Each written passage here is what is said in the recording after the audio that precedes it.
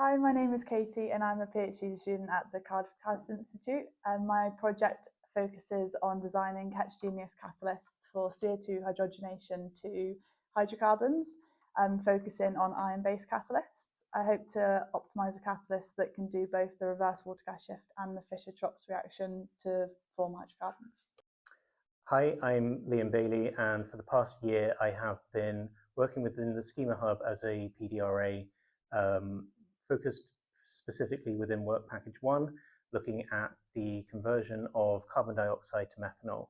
This project has focused on developing trimetallic catalysts that enable the reaction to be more selective towards our desired methanol product.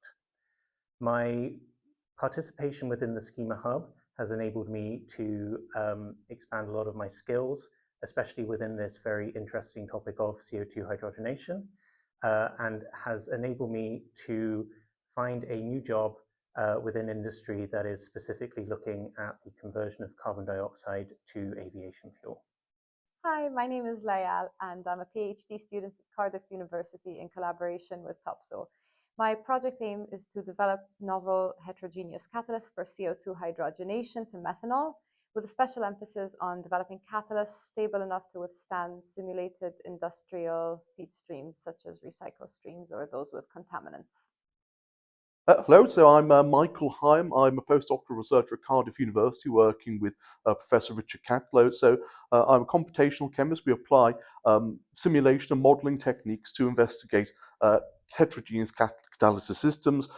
We work closely with our experimental partners who are obviously looking at identifying active, stable, selective catalysts.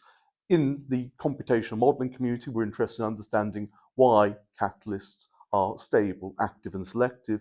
And to do this, we employ simulations where we look at atomic scale interactions between adsorbates. So these are molecules, small molecules, sticking to the surface, undergoing adsorption, and then undergoing reaction processes on the surface. So we use a variety of different computational techniques, not just to model reaction mechanisms, but also to identify representative models, such as these structures here. You can see these are supported metal alloy catalyst models, in order that we can closely